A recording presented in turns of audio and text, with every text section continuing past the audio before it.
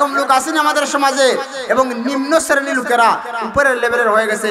আজকে প্রত্যেকটা সেক্টরে তাকায় দেখা যায় যে পারিবারিক জীবন থেকে নিয়ে সামাজিক জীবন, রাষ্ট্রীয় জীবন পর্যন্ত তাকায় দেখা যায় সমাজের নিম্ন শ্রেণীর লোকেরা আজকে দেখা যায় যে নেতৃত্ব দিছে কি দিছে না। এটাই হলো কিয়ামতের আলামত আমার পানের ভাইরা। তাহলে এর মধ্যে কিয়ামতের 14টা আলামত আল্লাহর পয়গম্বর একটা হাদিসের মধ্যে বর্ণনা করেছেন। এর মধ্যে একটা আলামত হলো এমন একটা সময় আসবে ওয়া আতাআর রাজুলু ইমরাতাহু ওয়া আক্কা উম্মাহু।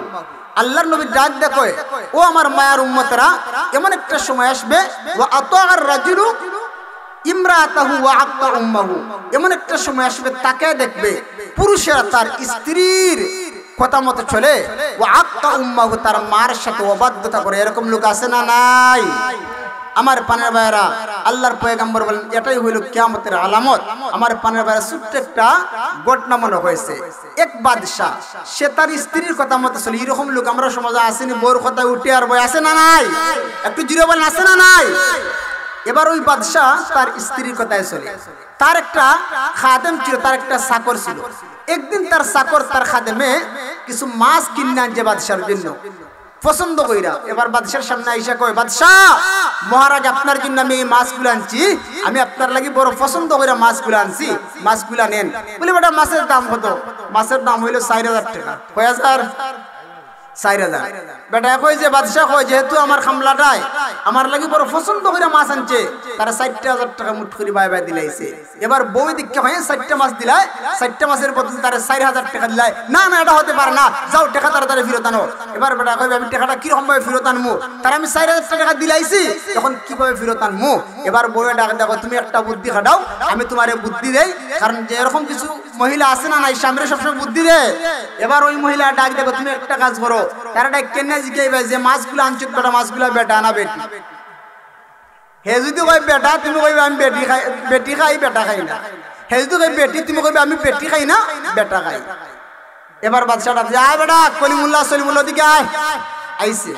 আবার পরে কই বেটা মাছগুন যে আনছো, মাছগুন বেটা না বেটি? খামলা আসলে আর বাটপার যেটা এখন যদি আমি কই বেটা, তাহলে বেটা কইব আমি বেটা খাই না বেটি খাই। আর আমি যদি কই বেটি, তাহলে বাদশাহ কইব যে বেটি খাই না বেটা খাই। এখন পড়লাম বিপদে। হে ডাক দেখো, বাদশাহ মহারাজ, মাছ ইগুন বেটাও না বেটিও না, হিজরা।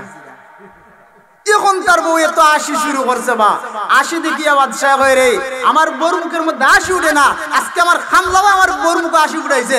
যা তারা দিয়ে আর টাকা 4000 দিছে, আর টাকা 4000 হইল 1000।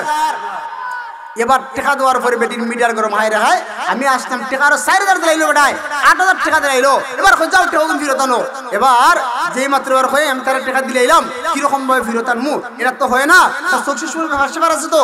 এবার বেটি ডাক দেখো, না না, তুমি তার কাছ থেকে টাকা ফেরত আনো। এবার হে আইছে, আর ওই যে বেটা তার টাকা 4000 দেওয়ার পর আরো 4000 দিছিল।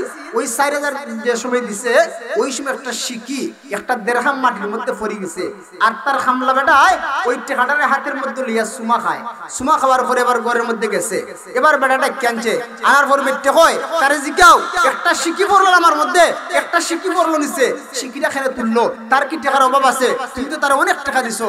এবার হ্যাঁ আইছে, বাদশাহ কয়, বেটা তোরে যে আমি এত টাকা দিলাম, এত মায়া করে, তুই ভাগু বড় বালা, যখন তোরা আমি টাকা 4000 জায়গায় 8000 দিলাম, একটা শিকি পড়লো দেড়হাম পড়লো, তুই তুললে কেন?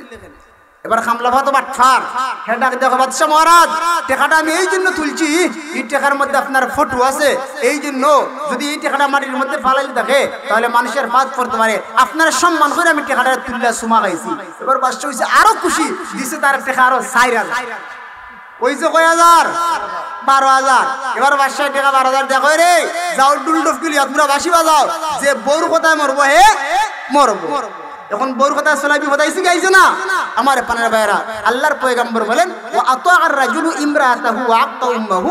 এমন একটা সময় আসবে যেই সময় তাকে দেখা যাবে পুরুষেরা তার স্ত্রীর অনুসরণ করবে এবং তার মায়ের সাথে অবাধ্যতা করবে। মায়ের সাথে কখনো অবাধ্যতা করবেন? কখনো না আমার পানের ভাইরা। এই জন্য আল্লাহর পয়গম্বর বিশ্বনবী অনেক ভবিষ্যৎবাণী বলেছেন। যাই হোক, কিয়ামতের ছোট আলামত আমরা সংক্ষিপ্ত পরিচয় বুঝলাম। এখন বুঝবো কিয়ামতের বড় আলামত কি।